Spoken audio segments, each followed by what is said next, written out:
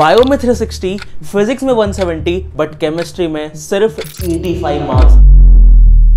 ये स्कोर थे इस साल के AIR-1 महेश कुमार के, जब उसने मॉक टेस्ट दिया था अगस्त 2024 में। बट एग्जैक्टली 8 महीने बाद नीट 2025 जैसे टफ पेपर में भी महेश ने स्कोर किया 171 मार्क्स केमिस्ट्री के अंदर। और ये सब हो पाया सिर्फ 2 वजह से। महेश ने मुझे बताया कि वो फिजिकल, इनऑर्गेनिक और ऑर्गेनिक को अलग अलग सब्जेक्ट की तरह देखता था और तीनों के लिए फिक्स स्ट्रेटेजी फॉलो किया। दूसरा, उसने केमिस्ट्री को मेमोराइज करने के लिए एक यूनिक स्टडी प्लान तैयार कर लिया था। और सिर्फ महेश ही नहीं, इस वीडियो को बनाने के लिए मैंने अपने जूनियर और बैचमेट में जितने भी AIR-1 या जिसने भी 180 और 180 केमिस्ट्री में स्कोर किया इंक्लूडिंग मी, उन सबसे बात करी और ये नोटिस किया कि सबके पास एक यूनिक स्टडी प्लान होता है केमिस्ट्री के लिए, जिसके कारण उनका केमिस्ट्री स्ट्रॉन्गेस्ट वेपन होता है नीट के एग्जाम में। और अगर तुम मुझे 10 मिनट देते हो तो वो सारी चीजें मैं तुम्हारे लिए समराइज कर दूंगा, जिससे तुम्हारे लिए केमिस्ट्री भी स्ट्रॉन्गेस्ट वेपन बन जाएगा। बट उससे पहले तुम मुझे एक प्रॉमिस करो, क्योंकि ये जर्नी टफ होने वाली है। तुम मुझे प्रॉमिस करो कि तुम मेहनत करोगे। भैया, I will work day and night for my dream medical college. इसका रिप्लाई मैं करूंगा। इस ड्रीम मेडिकल कॉलेज के ब्लैंक स्पेस में अपने कॉलेज का नाम लिखो। FMC, AIIMS Delhi, AIIMS Jodhpur, AIIMS Raipur, कहीं तुम्हें जाना है। और ये मत सोचना है कि यार इतने डिफिकल्ट पेपर में कैसे हो पाएगा, इतने डिफिकल्ट पेपर में मैं कैसे कर पाऊंगी, मैं कैसे कर पाऊंगा, क्योंकि अगर आप लोग चांद के लिए छलांग नहीं मारोगे तो 10वें माले 20वें माले तक भी नहीं पहुंच पाओगे। So you have to jump the highest. You have to believe in the morning, in spite of knowing that everybody is better than you. You have to wake up with the confidence. But ये possible तभी होगा जब तुम समझो कि actually में NEET का paper बनता कैसे है। हमारा केमिस्ट्री का पेपर 3 पार्ट में डिवाइडेड होता है, ऑर्गेनिक, इनऑर्गेनिक और फिजिकल। देखो, मैंने घंटों एनालाइज किया है और चलो एग्जांपल इसी साल के पेपर का लेते हैं। इस साल ऑर्गेनिक से आए थे 21 क्वेश्चंस, फिजिकल से आए थे 15 क्वेश्चन और इनऑर्गेनिक से आए थे 9 क्वेश्चन। अब इसको देखकर बच्चे क्या करते हैं? बच्चे सबसे बड़े ट्रैप में फंस जाते हैं। लोग क्या करते हैं कि ऑर्गेनिक को ज़्यादा टाइम देते हैं, इनऑर्गेनिक को बहुत कम और फिजिकल को थोड़ा बहुत।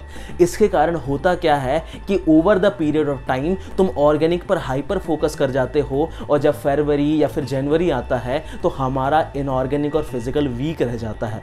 सबसे बड़ा ट्रैप ये है, ट्रस्ट मी, 80% बच्चे ऐसे ही करते हैं। जब मैं 11th क्लास में था मुझे भी यही लगता था और ये गलती मैंने करी थी। सबसे पहले तुम्हें ऑर्गेनिक, इनऑर्गेनिक, फिजिकल को इक्वल टाइम डिवोट करना है एटलीस्ट जनवरी एंड तक। उसके बाद हमें देखना होगा कि मुझे ऑर्गेनिक में ज़्यादा क्वेश्चन की प्रैक्टिस लग रही है, इनऑर्गेनिक में या फिजिकल में, उसके हिसाब से हम टाइम डिवाइड करेंगे। बट सबसे पहला स्टेप है तीनों को इक्वल टाइम देना। अब इतना क्लियर हो गया तो मैं बताता हूं कि केमिस्ट्री के हर एक सब्जेक्ट को कैसे ट्रीट करना है ताकि तुम 180 के टारगेट्स को टच करो। पहले बात करते हैं ऑर्गेनिक केमिस्ट्री की। देखो, मैंने तुम्हें बताया कि इस साल ऑर्गेनिक से आए थे 21 क्वेश्चन, बट जब पेपर को तुम ढंग से एनालाइज करोगे तो तुम्हें समझ में आएगा कि ऑर्गेनिक के 21 क्वेश्चन 3 टाइप के क्वेश्चन में डिवाइडेड होते हैं। सबसे पहला क्वेश्चन आता है कि किसी भी नेम रिएक्शन का रिएजेंट या रिएक्टेंट या प्रोडक्ट में से कोई एक चीज पूछी जाती है। दूसरा जो क्वेश्चन आता है वो आता है ऑर्डर्स का, या तो बॉइलिंग पॉइंट का, या तो एसिडिक स्ट्रेंथ का, बेसिक स्ट्रेंथ का, मेल्टिंग पॉइंट का, रिएक्टिविटी का या स्टेबिलिटी का।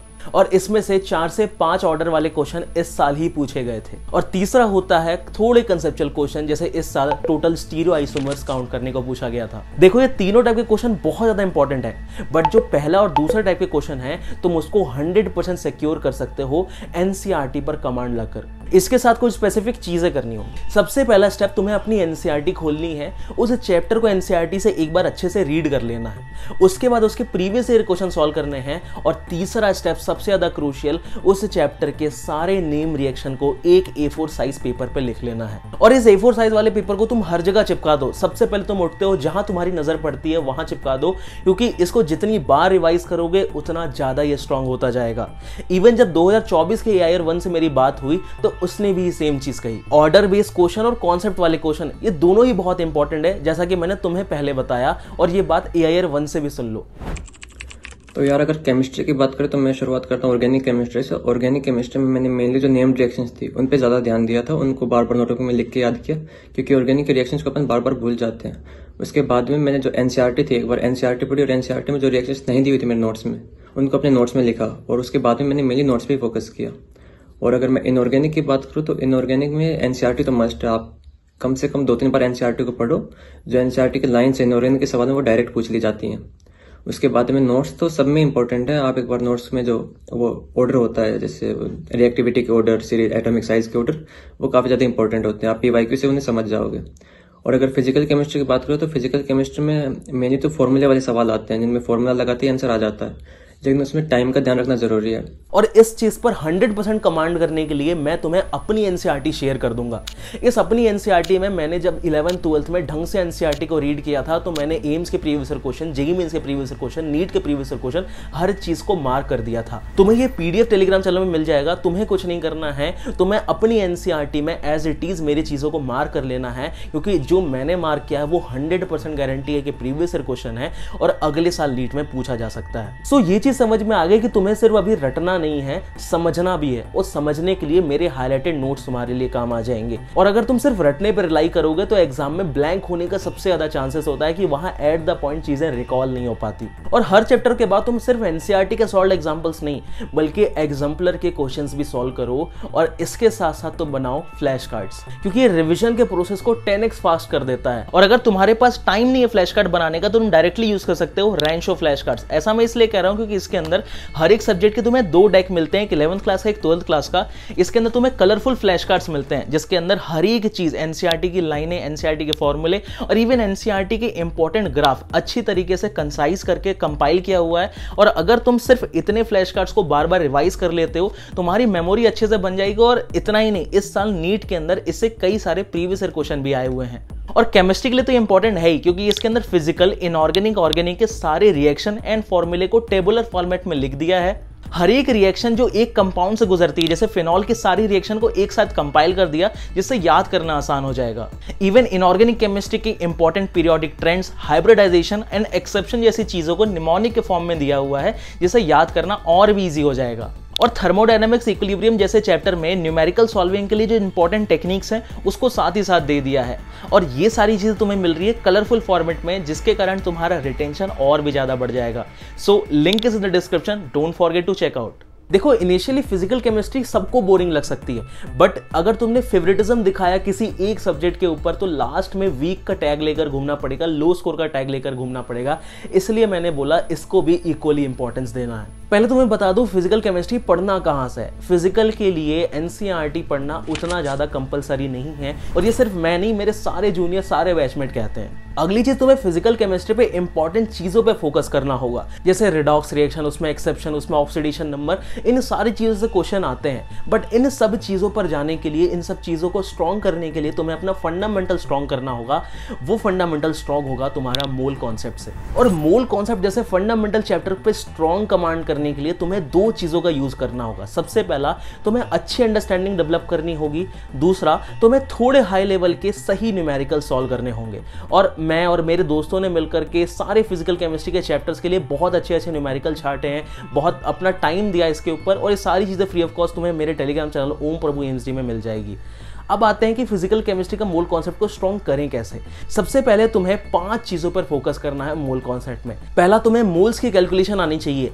अगर अमाउंट दिया है तो मोल्स निकालना, मोल्स दिया है तो पार्टिकल निकालना, अमाउंट दिया है तो पार्टिकल निकालना। ये सारी चीजें करने के बाद तुम्हारी फंडामेंटल सेट होता है। फिर एम्पेरिकल और मॉलिक्यूलर फॉर्मूला के न्यूमेरिकल्स, अगला परसेंटेज मास से मोल का कैलकुलेशन करना, फिर लिमिटिंग रिएजेंट्स वाले क्वेश्चन एंड मल्टीपल सब्सटेंसेस के मोल्स के रेशियो से चीजें कंक्लूड करना आने चाहिए। अब जैसे ही तुम अपने मोल कॉन्सेप्ट को स्ट्रॉन्ग करते हो, इसके साथ साथ तुम्हारा सॉल्यूशन चैप्टर अपने आप स्ट्रॉन्ग हो जाता है। इसके साथ साथ तुम्हें केमिकल काइनेटिक्स, इलेक्ट्रोकेमिस्ट्री और सारे फिजिकल केमिस्ट्री के चैप्टर्स के अंदर एक्स्ट्रा एज मिलता है बाकी बच्चों से। बट इससे पहले चैनल को सब्सक्राइब करना मत भूलना, क्योंकि तुम्हारा सिर्फ एक क्लिक ऐसे इंफॉर्मेटिव वीडियोस को लाने के लिए बहुत ज्यादा मोटिवेट करता है। अब चैप्टर्स पे आते हैं। सबसे पहले केमिकल काइनेटिक्स। केमिकल काइनेटिक्स के अंदर कॉन्सेप्ट बिल्ड करो, न्यूमेरिकल सॉल्व करो, ये चैप्टर अपने आप स्ट्रॉन्ग हो जाएगा। फिर गैस लॉज एंड थर्मोडायनेमिक्स, इसके अंदर तुम्हें सारे फॉर्मूलाज मुंह जुबानी याद होने चाहिए। और अगर तुम साइन कन्वर्जन पर ध्यान रखो, जिसको बहुत सारे बच्चे भूल जाते हैं, तुम्हारी 90% सिली मिस्टेक इस चैप्टर की खत्म हो जाएगी। फिर आता है इक्विलिब्रियम। इक्विलिब्रियम के लिए अगर तुम एक बार कॉन्सेप्ट को समझ लो और उसके बाद न्यूमेरिकल और प्रीवियस ईयर क्वेश्चन सॉल्व कर लो, तुम्हारा आयनिक इक्विलिब्रियम और केमिकल इक्विलिब्रियम सिर्फ फॉर्मूले से ही सॉल्व हो जाएगा। फिर एटॉमिक स्ट्रक्चर, ये थोड़ा इजी चैप्टर है। इसके अंदर तुम्हें ज्यादा थ्योरेटिकल नॉलेज चाहिए। अबाउ प्रिंसिपल, पॉलिस प्रिंसिपल, ये सारी चीजों को एक बार कंसाइज करके एक पेज पे लिख लो, याद कर लो। इसके बाद दोबारा इस चैप्टर को पढ़ने की जरूरत नहीं पड़ेगी। अब बात करते हैं इनऑर्गेनिक केमिस्ट्री की। इनऑर्गेनिक केमिस्ट्री को मास्टर करने का सिंपल सा रूल है, तुम्हें एनसीईआरटी को एक बार समझ लेना होगा। तुम किसी भी टॉपर से पूछोगे, वो तुम्हें ये नहीं बोलेगा कि 10 बार इनऑर्गेनिक इनऑर्गेनिक एनसीईआरटी पढ़ो जस्ट लाइक बायोलॉजी, बस एक बार तुम्हें एनसीईआरटी को समझ लेना है, उसके बाद तुम्हें अपने नोट्स को ही फंडामेंटल बेसिस बनाकर पढ़ना है। अब एनसीईआरटी को समझने के लिए तुम्हें उसके अपनी लैंग्वेज में बदलना होगा। मेरे टाइम पे मैंने अपनी एनसीईआरटी को एक्सप्लेन करने के लिए बहुत सारे फ्लो चार्ट्स बनाए थे, टेबल्स बनाए थे और अपने जहां मैं बैठ के पढ़ता था उसके सामने चिपका दिया था। अब इनऑर्गेनिक थोड़ा सा अलग सब्जेक्ट, क्योंकि इसके अंदर तुम्हें पैसिव नहीं एक्टिव रिकॉल एंड रिवीजन की सबसे ज्यादा जरूरत है। इसमें बहुत सारे अलग अलग फैक्ट्स होते हैं, जैसे रिएक्शन की कंडीशन, आयन की colour, periodic properties, exception, rules के अगेंस्ट जाना और कहां कहां ये सब वैलिड होगा और कहां नहीं।